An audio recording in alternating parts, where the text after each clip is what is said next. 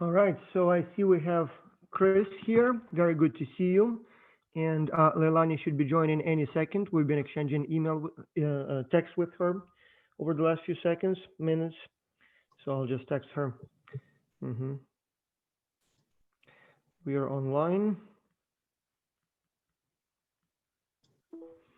hmm So we have quite a few people already waiting. So just allow us one more minute for Leilani to join. Yep.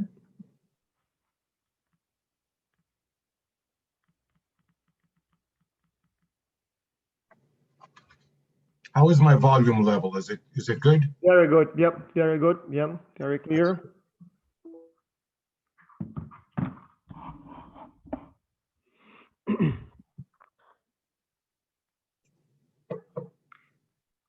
So while we are waiting for Leilani to join us, as always, let's do a quick sort of roll call. So students, those of you who are online already, could you type in the Q&A the location, the country where you are, just so we know what kind of geography we have here today. I see we have a few people already, more probably coming. So let's see, just curious. So we have Saudi Arabia, Jemena, very good. All right. We have Nairobi, Kenya, very good, very nice. I'm in North Carolina. Here's Leilani, very good. Yeah. Okay. So Leilani, I think your microphone is muted. Hi, Chris. Morning. All right. Okay. So what, I guess we should wait 3 minutes because we officially don't start for 3 more minutes. Yeah.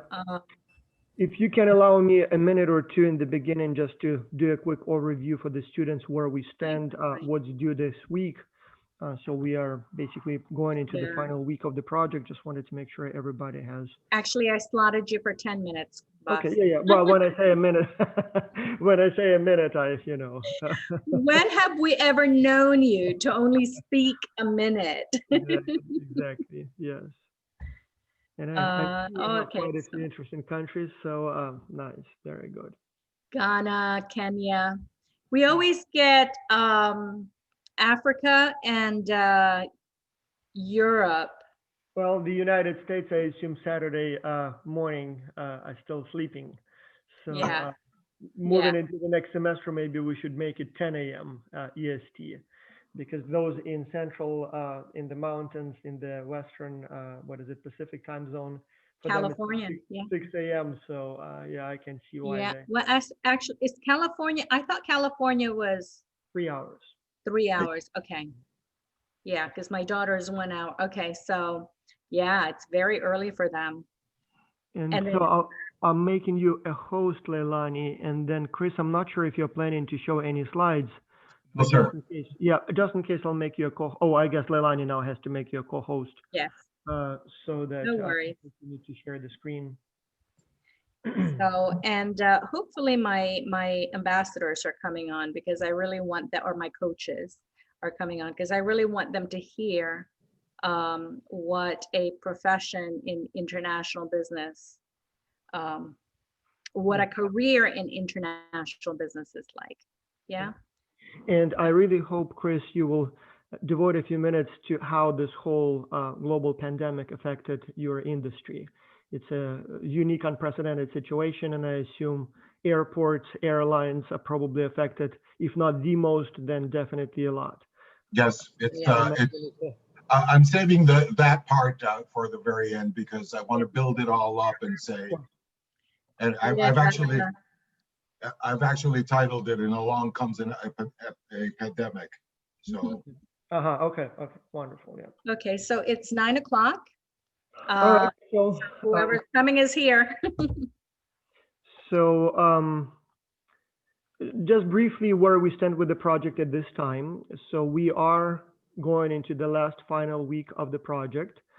This week, the task, the deliverable is the full draft of the report. It has to be submitted by tomorrow to turn it in. So unlike the previous submissions that went directly into your weekly progress survey, this one has to be submitted separately in Turn It In. And the reason for that is we want you to check your work for plagiarism before the project is over, before you submit the final work. And so when you will submit it to turn it in, it may take a couple of hours for the plagiarism report to be generated. But eventually the one person who will be submitting the report on behalf of your team will be able to see, and if needed, download and share with the team the plagiarism report. And it will show you two things. One, it will show you so-called similarity statistics. So basically we'll give you one number that shows what percentage of your report has been copied and pasted off the internet. And usually some, for example, legitimately cited quotes, some maybe extracts from existing materials are acceptable. So therefore, usually we say if it's up to 20%, it's okay. It's not a problem. In fact, less than 10 is very unusual. Up to 20 is acceptable. We get nervous only when it's more like 25 and up. At that stage, we know that about a quarter of your report has been copied and pasted, and that's probably not okay. Even if some of that is properly cited materials, properly quoted materials, it's still a little too much for the report. So, but in any case, you will see that number, and you will also, when you open the file itself, you will see the sections, the parts that have been copied and pasted. It will literally show you which sentences or paragraphs or maybe even pages have been copied and pasted and where from. And so when that happens, or if that happens, you have a whole week to fix the problem. So don't panic, don't worry. You're not going to be penalized for it at this time, as long as you as a team fix the problem. So what happens sometimes is that, let's say there are 7 people on the team and 6 of them work honestly and diligently and have written whatever parts they were assigned to write, but maybe one team member hasn't been so honest, or maybe, decided to save some time and maybe copied some parts of the internet, and you don't even know. Once you submit the report, you will know now, and you can then talk to the student and either ask the student to redo his or her work or help as a team.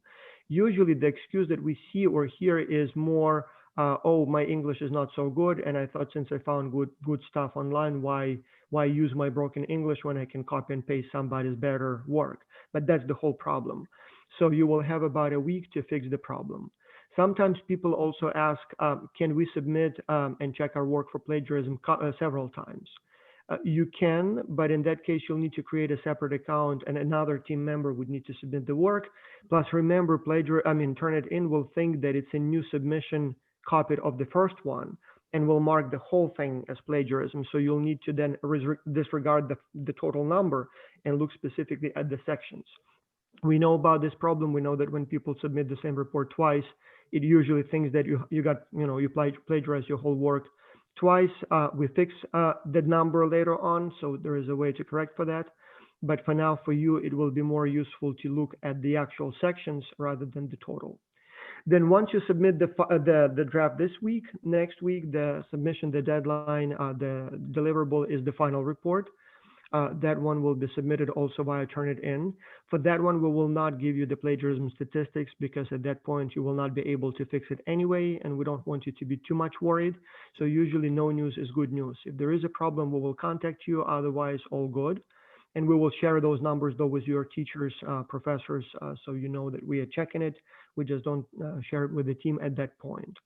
And then you will allow us probably another week or two to evaluate your work. So each professor will be evaluating a stack of reports. The coaches will be helping. So it may take us probably more like 2 weeks. And at that point, we will be able or ready to announce the winners of the competition, which will happen sometime in mid-December. Likewise, once we have all of the numbers, all of the evaluations, once we've announced the winners, sometime closer to Christmas, you will get your certificates, you will get your recommendation letters, and basically it will be the end of the semester for you. If you are an academy student, so a student in the non-university track, you will have to do 2 more things. 1, you will need to do a video presentation of your work. And 2, there will be, we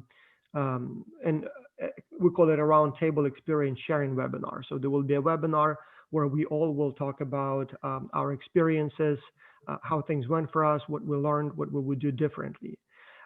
So again, you're very much welcome to participate in those presentations and experience sharing webinars. Plus, you will be also required to write a quick short paper, again, a reflection paper where you talk about how things went for you this semester, what you learned. You have all of that in the instructions. For the university students, we do not require video presentations or experience sharing webinars, because those are organized by teachers, by professors. So, for example, for my students, we will have a separate meeting, one of our lectures, where we will have an experience sharing session. And then I will not do the presentation because it's a large class, but for those professors who teach smaller classes, usually they ask students to present in class. But the university students are also allowed, so welcome as an option, to submit their presentations, record the presentation and submit it as a pre-recorded video or link to a video to us.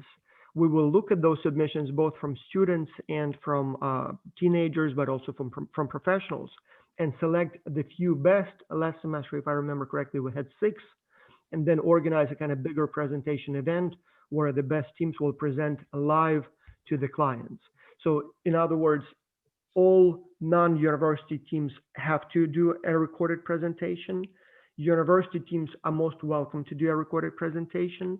The best teams based on those recordings will be presenting live, but everybody who does it as a recording or as a live presentation later on will have that commented on in your recommendation letters.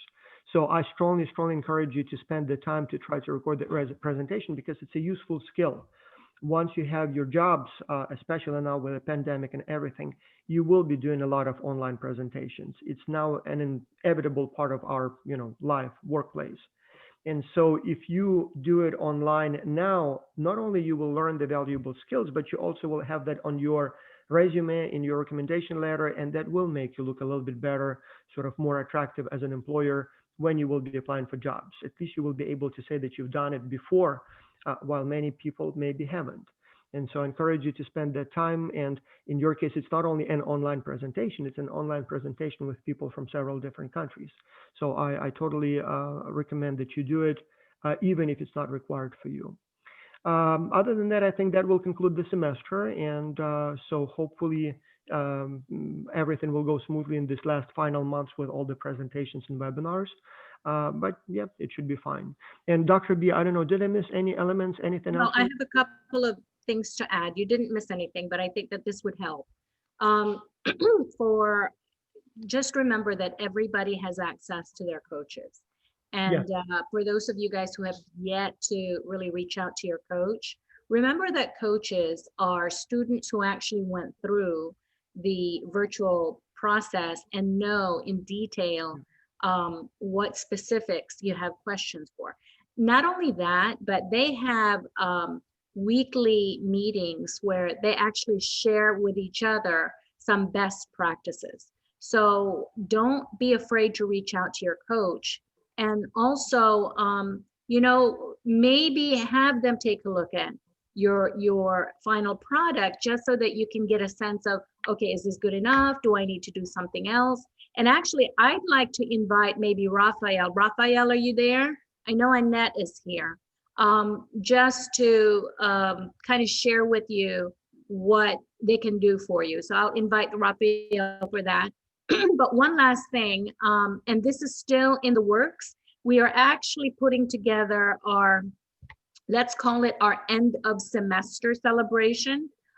We haven't yet finalized the details of it, but the idea is it's basically holidays around the globe, and it is a celebration from around the globe.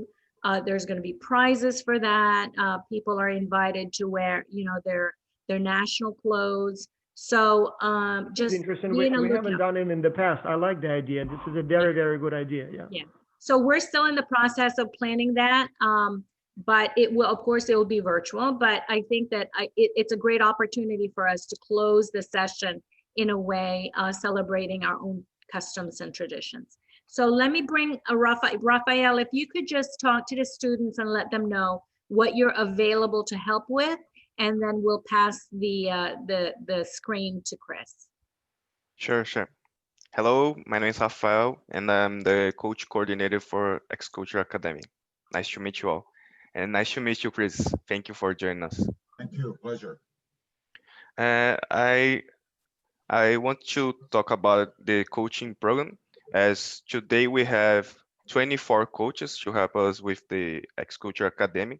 So you are free to contact any coach to help you out to improve or do your reports. And also, if you need any anything else, you can contact me regarding admin or anything. So feel free to contact your coach and then also me. Mhm. Yeah, thank you, Rafael. Again, if you just need basic advice, or if you, and this is not just for Academy, the virtual For class for everyone. university students also have coaches, okay? But the idea is that I want everybody to feel confident that they have done their best. And if you don't feel confident about something, reach out to your coach. That's why they're there. And these guys really are experts as a coach because they've done it. They've gone through the process, some of them 2 or 3 times. So this Plus, is a they've great been trained in opportunity. how to provide feedback, Yes, resolve conflicts, which can yes, happen yes, in these late days. yeah. Yeah. And not only Yeah, that, you're giving them the opportunity to exercise their leadership that they've been trained for. Okay. Rafael, you and have something to add? yes, we also have still 1 week to work, so we have time to get back. If you miss anything, you can still work and improve your report. Okay. Thank you, Rafael. Okay, so without further ado, I want to introduce to you one of my very good friends. Mr. Chris Mangos is the Director of Marketing for Miami International Airport. Chris and I have been friends for many, many years, and I just know so much about his work and how he contributes in the daily lives of people that he works with.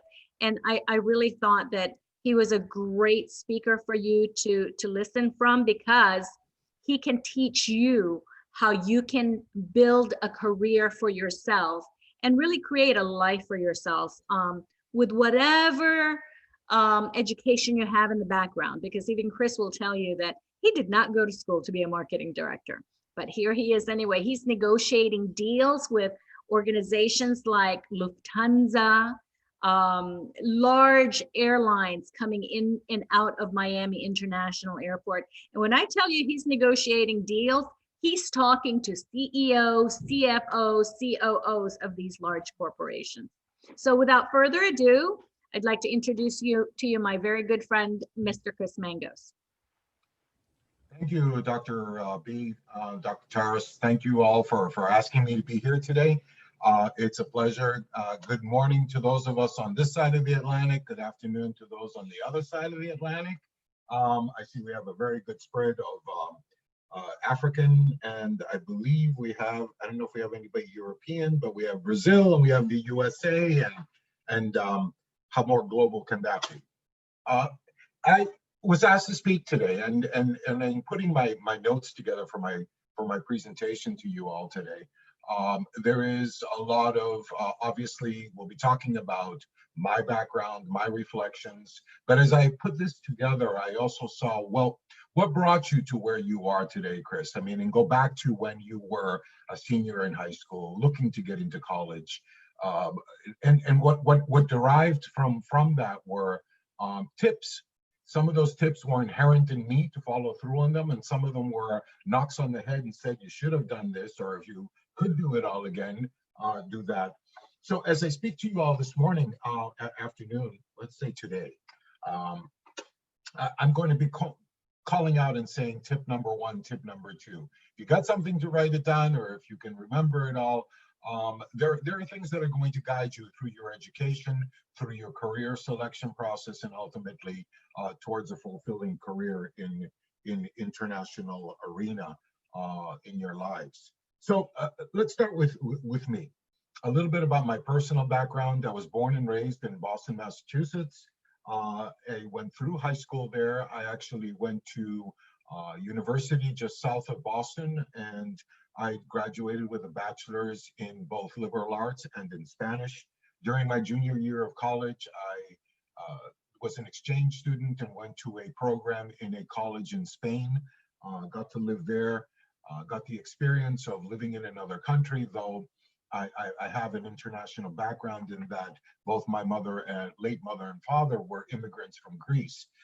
So I have also an inclination towards foreign languages. I am fluent, obviously, in English, Greek, Spanish. I'm conversational in Portuguese, Italian, and I know quite a bit of French, but I wouldn't call myself fluent by any means.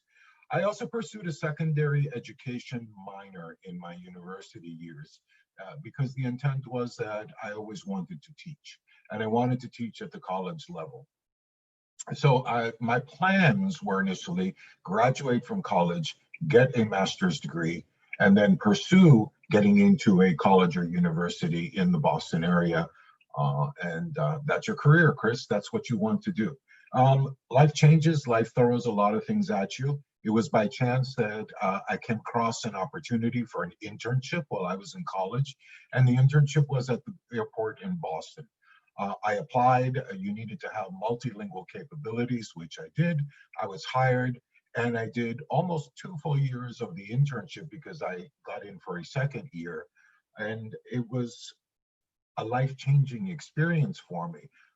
Simply because all of a sudden I was in an environment that was very different from a classroom. It was an industry that was very different from education. I've always loved airplanes and flying, but then the airport itself, the embodiment of the airport and the whole experience there, the international part of the airport, all of that intrigued me. Come to find out that as I was graduating from college, the airport authority in Boston made me an offer to stay on permanently. And that became my new career. And teaching fell to the side. It's not that I didn't and don't to this day love teaching, but this was a very exciting career for me. And it really got to me that there was a vast area of knowledge and experience that I was going to be exposed to.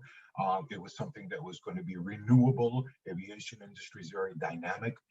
There are constant changes taking place, and it was just something that I was taking in and said, this is where you need to be, Chris. So ultimately, I would wind up staying a total of 9 years at the airport in Boston.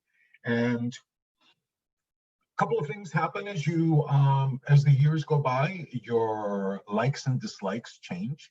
The older I got, the more I disliked the long, cold, brutal winters of Boston. I had traveled to Florida and saw a world of color, simply because there's so much sunshine, there's so much growth, natural growth and green and trees and palm trees. And I said, maybe you should consider a change in your life. So there was an opportunity for a job at Miami International Airport. I moved to Florida before I even got the airport job. And lo and behold, I was interviewed and got this job. It was very different. I had applied and thought I would give it a shot, and it was for a media relations officer in the public relations office at MIA. I had never done media relations, but I think I knew enough about the industry, and I was verbose in terms of being able to talk myself anything I wanted to say about how an airport operates, how airlines operate. I had 9 years behind me. And lo and behold, I was offered the job. And it was pretty much, and I was told afterwards that it was not based on my experience of the airport environment, but so much what they called exceptional communications and writing skills. I had to take written courses. I had to get myself interviewed with a camera, how I spoke and what I said. So here comes tip number one. Whatever it is that you plan on pursuing in college, in the university setting, make sure that you pursue speaking, at least one speaking and one writing course, if not more. It is critical, no matter what you wind up doing for a living in your lifetime, that you have the ability to effectively communicate both orally and in writing. And it's beside the point that Dr. Taras was just talking about, being able to cut and paste. We live in a cut and paste world, and we can use someone else's words. Ultimately, the one-on-one experience, human being to human being, dictates that you need to get your word and your thought across. And it certainly helps you in any career choice that you have as you go along. So let's take us back to my initial years at Miami International Airport. It wasn't too long after I got into the communications world and started dealing with media relations and doing interviews and writing speeches and writing white papers on industry changes, that I was asked to join a team that was going to create a brand new division called marketing. And the purpose of that was to separate the public relations functions from the business development and promotion functions. So I did a lot of research with an organization in Washington that I belong to, Airports Council International. We were able to put together an outline for this new division, what its responsibilities would be. It was created, and then after that, I was asked to actually go over and head this new division. And it's changed over the years. My move over to marketing saw that looking at best practices of airports around the world and what they were doing. Again, the industry changes, the needs of the airport change. And I realized that marketing needed to do even more. And that's where we started thinking beyond, and I did a lot of research and actually took a course in England, in Manchester, England, on air service development. Something that many years ago didn't exist, where airports were actually the ones putting together route studies, case studies, and going before US airlines and foreign airlines around the world to try to show them, to convince them that they should establish a route or expand their routes to your airport. So a lot of R&D went into that. I put a position paper together. I presented it to the CEO of the airport, and it was accepted. And of course, what came with that was obviously a lot more responsibilities themselves. But so now I and my team were responsible for passenger development through promotion, cargo development through promotion, and air service development, which I was, and to the most part, still tackle by myself.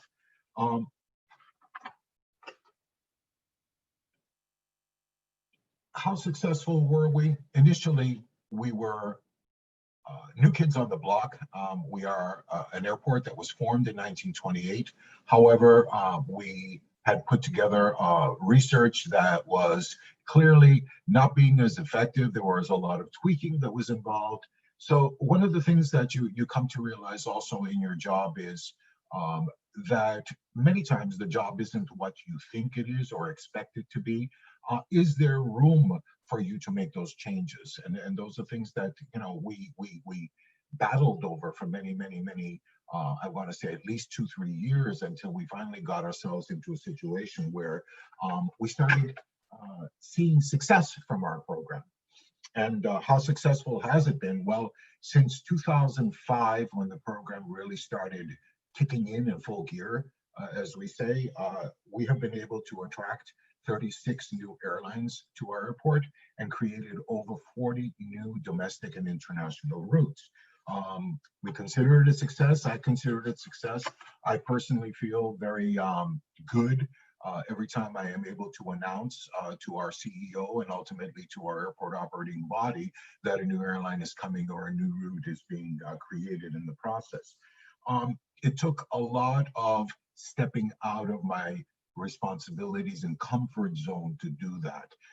And I realized that I had created this opportunity. I needed to see it through. So tip number 3, wherever you are, as a student, as an intern, as a new entry employee, or even a CEO of a corporation someday, clearly don't let dust gather on you. It's part of our nature, or should be part of our nature, to take a chance. Give your ideas an opportunity to flourish. Go back and clean up when you have to, but move forward. And you realize that it's not only beneficial to your career, obviously, but there is a lot of self-satisfaction in saying, I have not given up, I'm moving this forward. And if their obstacles can be overcome, there is great success and great personal satisfaction from that. So let's talk about my airport and the big numbers, as I call them. We're called Miami International Airport, and as I tell many people, the middle name, International, is more than just a name. it's a significant part of our business. When you look at our rankings in the United States, we are #3 in international passenger traffic. Number 1 is New York's JFK, number 2 is Los Angeles, and number 3 is Miami International Airport. And again, that's in international passengers, not total passengers. When you look at cargo, we're actually #1 in the United States. We're actually #1 in the entire Western Hemisphere in terms of our international cargo tonnage that flows through our airport on an annual basis. Economic impact, very important. Airports are great economic stimulators and generators of direct and indirect employment. For us, Miami International Airport, we're looking at 2019 numbers. As I reflect through this presentation, we're not going to talk about 2020 because I think we're all going to ultimately write off this year at the end of the day because, and we'll talk more about the pandemic later on in my presentation. But economic impact of our airport is 32 billion, that's billion with a B, dollars per year. That makes us the largest economic generator in the entire state of Florida. And if you know geographically how big Florida is, it's one of the largest states in land area. It's also one of the largest in population. There are better than 21 million Floridians who call our state home. And we are, this airport that you see behind me, is the largest economic generator in the entire state. We're bigger than Disney. If that's something comparable that can fit within your thought process here. We are responsible for 280,000 jobs directly and indirectly through the activities that are conducted at our airport. And as a large, and we mentioned our stature as a cargo airport, and cargo is ultimately imports and exports. The value of that cargo is in 2019 dollars, $58 billion themselves. So you can see our imports and exports actually are even more in value than the total output of the airport at 32 billion a year. It is a big responsibility to be in a position at the airport, in a leading position when so much is at stake. And you realize that, and you carry that with you every day, that when you succeed in what you're doing, it means to the benefit of not only the airport itself, but the local community, to the region. And in some ways, it has resounding economic impact throughout the entire state of Florida. Air service levels, prior to COVID-19, we were at 102 passenger and cargo airlines, more airlines than any airport in the United States. We are the largest gateway to Latin America and the Caribbean. We have 57 destinations that we serve in North America, 26 destinations in Europe and the Middle East Gulf region, and 3 destinations in Asia and 2 in Africa. And we hope that when things return back to normal for the entire planet, that our quest in Asia and in Africa continues to grow those numbers there as well. A little bit about passenger activity. In 2019, we handled 46 million passengers that year. Interestingly enough, here's that international number. 49% of our traffic was international. That's the highest ratio of international traffic to total traffic of any airport in the United States. The only one who comes close to us in that respect is John F. Kennedy Airport in New York. 43% of our traffic is connecting. What does that mean? Passengers on those airplanes that are coming in and out of MIA are not originating or destined for Miami. They're actually connecting through our airport. We're a mega hub airport. That's not a boasting term, that is an industry term, a mega hub airport for connectivity of people. Who are those people? Who's sitting next to you on that airplane, wherever you're flying? Well, there's different breakdowns of traffic, and we're going to call those passengers traffic now. There's the leisure traffic component. It's local and regional tourism. And as you know, and if you know anything about Miami, tourism is one of our top 2 industries. International trade is the other, but tourism is way up there. Everybody knows about the sun, the beaches, South Beach, the good restaurants, the nightlife, the beautiful people. Those of us that are not on the beach and have to work every day, but you know, there are a lot of beautiful people out there that are in our community, and tourism is a big business. And as you might imagine, it's suffering right now. We are also a big provider of passengers to the Port of Miami. The Port of Miami is the largest cruise port in the world. And as you know, seaports are suffering even more than airports are, simply because the cruise industry has come to a halt. Because of COVID, because of the confinements of the environment on a ship, and it's made global news in terms of ships that became sick ships with passengers on board in the hundreds with COVID, that the industry has come to a standstill. But normally we provide upwards of 55 to 60% of the passengers who are flying into Miami and wind up at the seaport to get on one of the cruise ships there. Another component of the traffic is business traffic. And that's a very important component because business class passengers, if they're flying in that class on the airplane, are paying big money for the comfort and the services that are on board. But business traffic is also very important for us as an international community. Remember, I said international trade is our #2 business in this community, international commerce, and that's a whole grouping of industries that belong to that. But just to give you an idea, who's coming here and why to conduct business? Well, the metropolitan Miami area is home to over 1,000 multinational companies that operate here. They can be one office, they can be an entire building, but there's over 1,000 of them here. International banking, commerce, trade,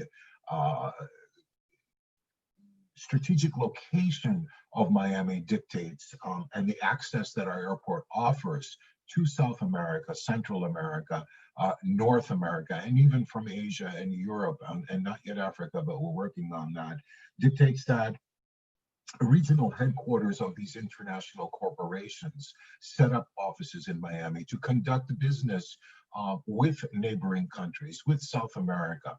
There is better access from Miami to all of South America than there is access within the South American countries. So a lot of people are flying to our community simply to conduct business themselves. 65% of our population is foreign born.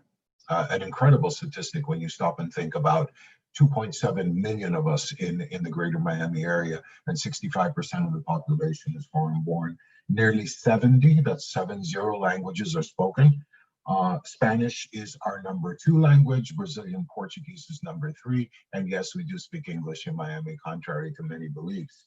All in all, as you can imagine, this business is conducted in a very big cross-cultural environment that is here representing the entire Western Hemisphere and representation from basically all the other continents as well. It is a fallacy that many times in other countries we have to dispel, that in Florida, in Miami in particular, none of us work. We just get up every day and we go to the beach. It is very surprising to them to be able to show them, and I'll talk to you more about what we need to prove or what we need to say when we are looking to create new business opportunities in our community, about the serious side of South Florida, the side that is the tourism side, the international trade and commerce side, the cross-cultural attributes that exist here. And basically, there are more tourists lying on the beach and having cocktails on South Beach than there are those of us that, you know, actually get up every morning and have to go to work. A final component of our traffic, our passenger traffic, is called VFR, Visiting Friends and Relatives. And as you might imagine, with the population base of being 65% foreign born, they have relatives that are all over the world. Those relatives are coming to visit other relatives and friends. There are many that have purchased properties here. Germany, Italy, Spain, to a lesser degree, the United Kingdom. There are many citizens who have purchased second homes here or third homes here. South America, even more so. So many citizens from South America and even Central America and the Caribbean have second or third homes here. So you have all that VFR traffic, which is significant for us as well. And by the way, in the pandemic right now, 90% of the traffic that we are seeing in our passenger airplanes is VFR.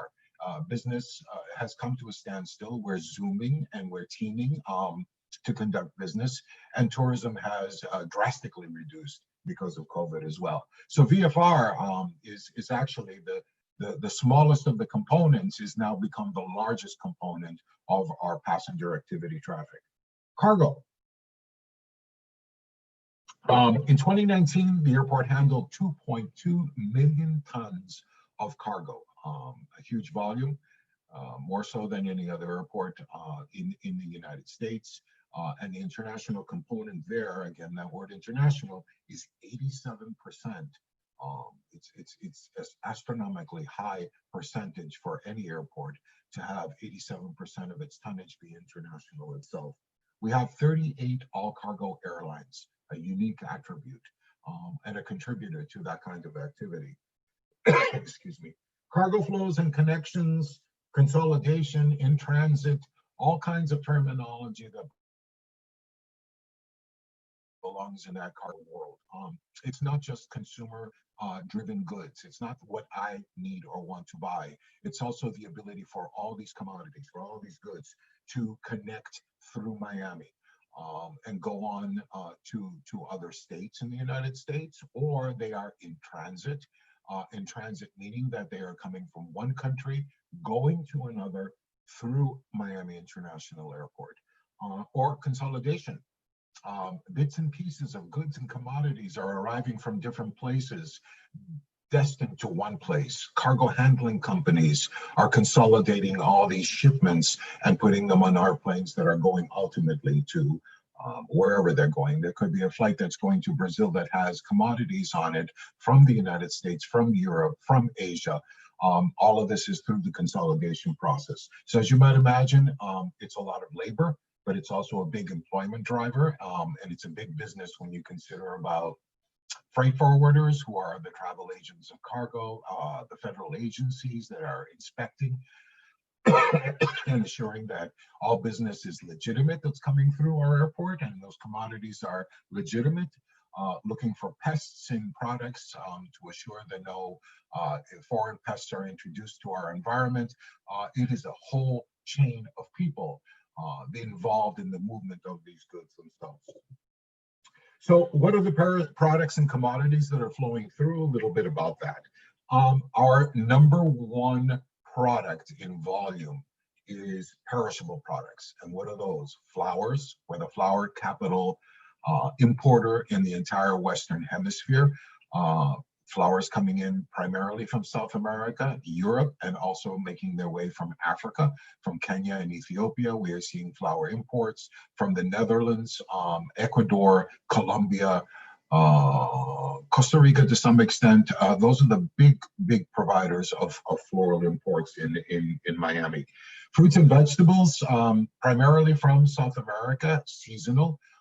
And that gives us the opportunity in opposite growing seasons in the Northern Hemisphere and Southern Hemisphere as consumers to find what we want in the fruits and vegetable selections year round. When I was very, very young, many years ago, there were things that were called seasonal fruits, and that meant that you could only purchase them during a certain time of the year. Today, obviously, agriculture has improved, the transportation process has improved, the supply chain has improved, and we can get that strawberry all year long in our markets and wherever we shop. Fish and seafood, of course, all kinds of fish from the Atlantic side of South America and the Pacific side of South America and Central America, and seafood as well. High technology is by far the largest contributor in terms of the value of our trade. Remember the import-export in that $58 billion. High technology contributes a large portion to that. And what is high technology? It's computers, it's peripherals, it's computer chips, telecommunications equipment, including televisions, telephones, satellite equipment, all of that is flowing through the continents and through our airport.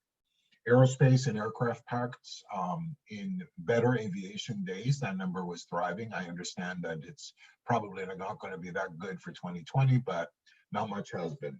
And our rising star of the commodities is pharmaceuticals, or as we call it in the industry, pharma.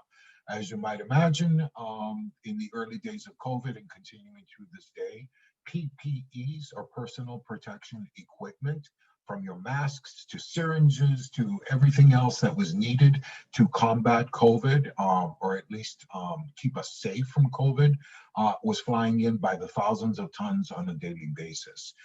Grounded passenger airplanes were being used to fly cargo routes for the demand that was created. So inside those seats you and I sit on, there were no passengers, there were boxes attached to those seats for the rush that was created. What's going to also happen, obviously, is with the announcement of a vaccine by one company, and perhaps a second and perhaps a third announcement coming by 3 top companies that are very much working towards bringing that vaccine to us as soon as possible, is also going to create an incredible amount of flying. And we are preparing our airport. We have put a task force together inside the airport and outside as well to cover the gamut of the supply chain process, meaning from where that vaccine is going to be created, packaged, shipped, sent to our airport, and then onto distribution channels, be it in South America, or be it down the street from here, or be it in some part of the United States where it'll be coming in.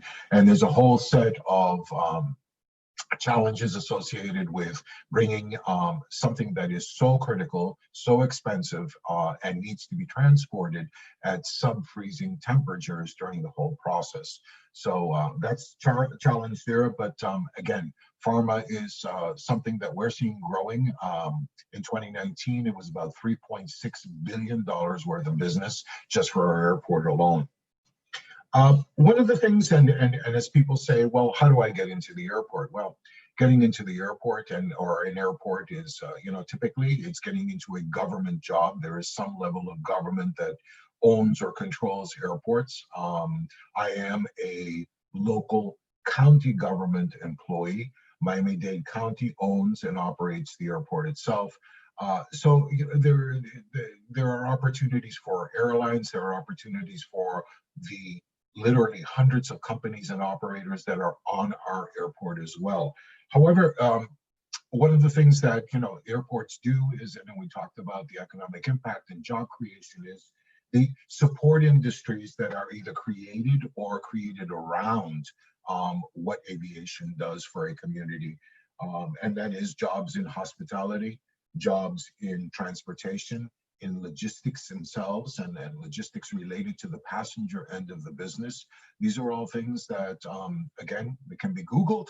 In this world of Google, you can go in there and see just what's happening out there. What are the projections for job creation, assuming that at some point in time in the in the near future, we're going to resume to some level of normalcy. In trade, there is the warehousing and distribution aspect of it, which, by the way, is more and more high technology is being incorporated into the warehouse environment as well. In the handling of goods and commodities, high tech is clearly coming in there in order to improve the supply chain process of moving an article from its point of origin to the consumer themselves. In Miami, as in other large trade communities, there's also trade finance. Lots of international banks that are here financing the movement of trade itself. There's trade law. There are at least 3 or 4 large law firms in Miami itself. It's very much true in other big trade communities where attorneys and corporations are working together to mitigate situations that occur in the movement of trade, following trade law at the national and international level.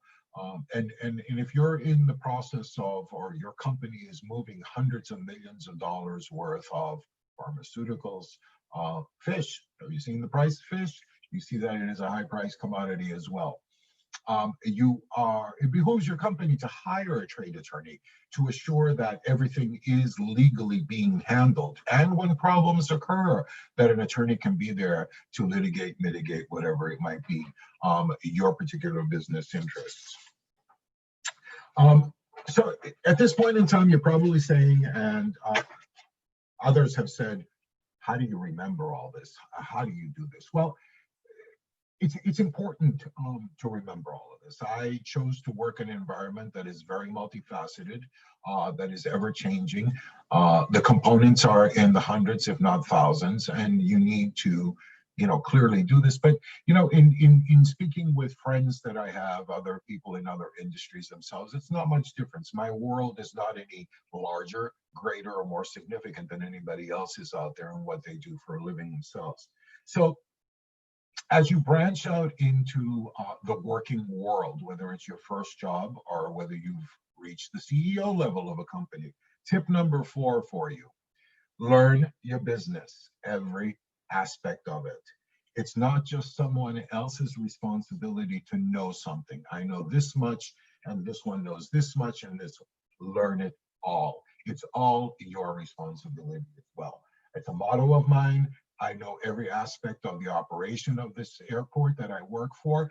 I know what needs to be done. And even though it might not be my responsibility, I know it. And it's very important to know it, to become the well-rounded person, the person that has the knowledge in there. And when you learn it all, start relearning it, because we live in a world where things are changing overnight. And there are too many of us that get fixated, especially the older generation, the non-high-tech generation. And Dr. B is smiling. I see her smiling. We tend to think that what we've learned is all there is. And you come to realize that you wake up tomorrow and so much of the world has changed. Keep current in your business and in your industry. And finally, that will make you an invaluable asset wherever it is that you learn. I'd like to take you now on what I call the air service development experience. Take a few minutes to talk about that. That's an important part of what I do. Can I just ask you, hold on a second, Chris, because I think this actually adds to what you just said, and it gives you an opportunity to take a sip. So Michalina Kisoi wanted to know what specific skills does she need to actually work in an airport? So I want to give her one answer and then I'm going to pass it to you. Okay. Because I'm assuming that Michalina, that you're a young person. I think love of travel, if you want to work at an airport, love of travel has to be one of them. Right. And probably if you're a young person, try to get a job that will actually give you the opportunity to travel, whether it's working for an airlines, or working for the airport itself, and then having the opportunity to travel for the airport. But I think the second thing you need to know is our languages. I think languages are so critical for that industry. Just a quick story, when I was a soldier in the United States Army coming back from basic training from Columbia, South Carolina, I stopped in Atlanta, Georgia, which is one of the major hubs in the United States. And going up to check in at the desk, the customer service representative that was there was talking to a group of people, and she switched from, in literally 30 seconds, okay? She switched from Spanish to Italian to Greek to English to French. And I thought, oh my God, I want to be her. So I think having the skills to communicate with other people in other languages, and then to be able to convey and express yourself and your thoughts in a clear way is such a talent that is priceless. But then also going back to all of those specific skills that Chris talked about, I think those are really critical in working for an airport. So do you have something to add to that? Yeah, actually, I would definitely prepare myself the way you just said, Dr. B. Languages are very important. Love of the travel industry and the overall industry itself. Breaking into an airport, it's very difficult to be in another industry at a certain level and come into that at the airport level. So, and none of us are really hired and brought into upper management positions when we're fresh out of school. We obviously know we start a certain level. Remember, I got into Miami International Airport based on two things, and one was my foreign language and communication skills, and ultimately that I did have 9 years of operational experience from another airport. So breaking into an airport, I don't mean as in stealing, I mean breaking into an airport itself at an employment level will require you basically to look at basic operational job entry opportunities. Get into, we have, our airport's divided into 3 operational areas: airside, which you're looking at right now; terminal, which is that building or one of several buildings; and landside operations, what happens on the street side of the airport itself. Getting into one of the operational areas of an airport is critical. You need to understand the dynamics of what makes an airport work. And then you can move on to there. Now, there are entry-level positions in other areas as well. As you know, we have our own legal department with attorneys. We have a 85-person financial department because of a $1 billion operating budget that this airport has on an annual basis. Money coming in from everywhere, but money going out everywhere on a daily basis. So there's the finance side of it as well. And then, you know, entry-level positions in other divisions, smaller divisions as well. But basically, if your heart is, I want to work for an airport, seek out an entry-level position in an operational area at your airport and see how you can get in there and start following those tips I gave you on learning everything and showing the enthusiasm. Right. Okay. Okay. Yep, we're gonna run out of time, so I just want to give you like a heads up, right? It's 9:52 Eastern Standard Time. We probably have a good solid 5 minutes. So okay, so, all right, so we'll get into the air service development experience. I want to talk to you about that because that pretty much encapsulates everything that I've been talking about before. What is air service development? And that is an airport going out there and trying to attract a new airline or create a new route. And how do we do it? Market research. I hated math since I was a little boy. Numbers are inevitable, people. Analysis and basic math skills are absolutely necessary, whether you like it or not. And I didn't. And I came to the point in my life where I realized that analyses and formal analyses was going to be part of my job, and I needed to brush up on that area. We target a route. We look at a market opportunity and we see numbers growing. We target an airline in that country. We get an appointment with the airlines at their headquarters, and then I need to pack. And here's what I pack when I go. We're not talking about the blue suit and the red tie. It is the knowledge of everything that my community and my airport is. Everything we've talked about, I need to pack it with me. I need to bring it with me. I am going to, in most instances, another country where they speak another language. There is another culture, and there is a business etiquette. It behooves you, if you're doing business in another country, to try to understand what is proper business etiquette. Everything from meeting a person and bowing to them versus shaking a hand, presentation of a business card. How do you sit during, your presentation? What's your voice level? I'm not screaming at you. I'm just speaking at a tone where you can hear me and understand me. All of those things come into play. Present the attributes of your community. Everything that I just told you about Greater Miami, I need to be able to present that and project that to you to give you an understanding. And if you know it already, fine, but Chris is there to tell you, this is what's dynamic. This is what's fantastic about Miami. Why should your airline fly to Miami? That's the whole reason why I'm there. The attributes of our airport, how the world converges, the whole world converges in and on my airport. And I take possession many times and just don't put it out there as that airport or that airport. It's my airport. and I want to welcome you to it. What I'm talking to you about now has applicability to anything that you go out there and do. And this is enthusiasm. This is projecting yourself and showing positive energy. Very, very important, very well received. Not all individuals across the table are going to behave similarly. I've had some fantastic experiences at the first meeting, and I've had some really bad experiences in the first meeting. And of course, we're not all the same, are we? But we do it, and I'm there to project Miami. I am Mr. MIA at that moment, and I take a lot of pride in doing that. Why? And as in any business, you can't sell what you yourself won't buy. Remember that. Very, very important. Okay. So tip number 5, and the final tip for today: do what you love so you can love what you do. Very, very important to find yourself, whether it's through the first or second job like me.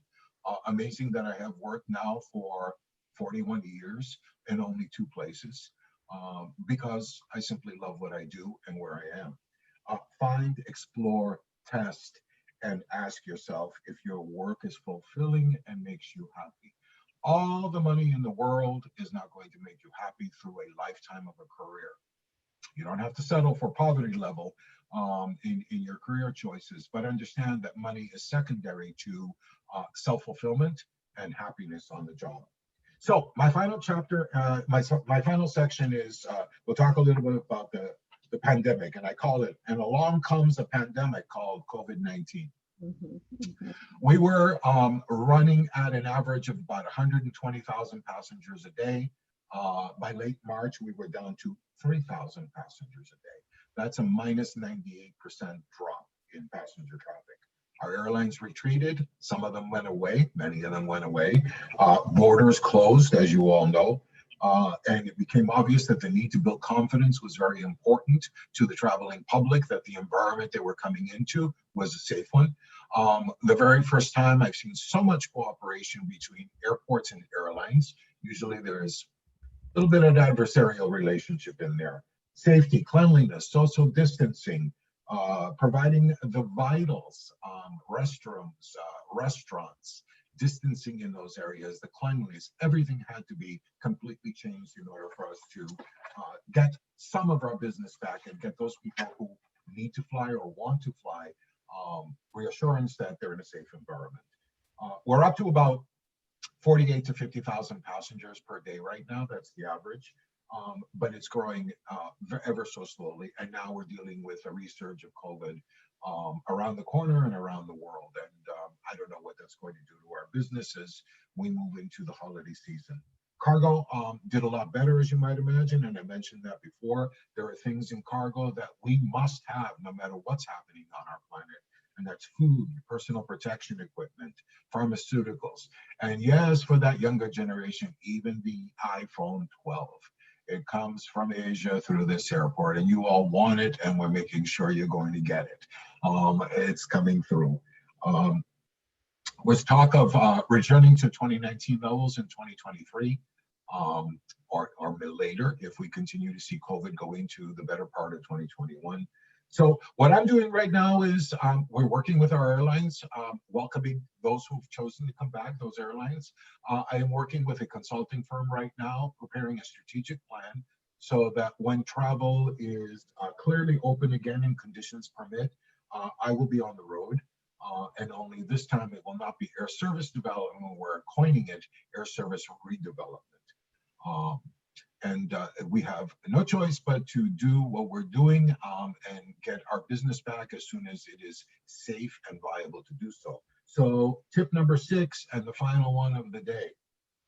When we fall, as one or as many, we stand up, we regroup, we take inventory, and we move forward. And I hope you're all thinking the same, whether you're in high school or college. A celebrated professor like Dr. B over there. Chris, this marketing guy from MIA, it's a challenging time in history. But I think we have no choice but to pick ourselves back up and move forward in life, in every aspect of life. So I thank you for your time today. I thank you for those of you who got up very early, those of you who are in the latter part of the day, for listening to me for this last hour. And it's been my pleasure to address you. So Dr. B, back to you. So I just want to give you a comment here, and this is all caps with 3 exclamation point from Dr. Voss. He's run off to a 10 o'clock meeting, but he says, excellent talk. I wish I had access to people like this when I was in high school.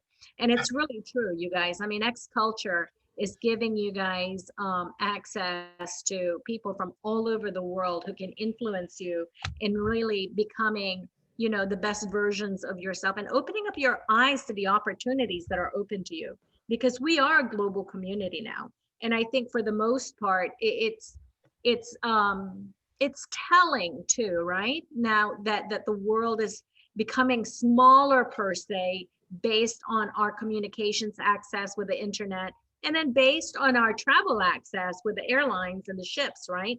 The challenge I think that we find is we can't visualize it, like how we fit into that.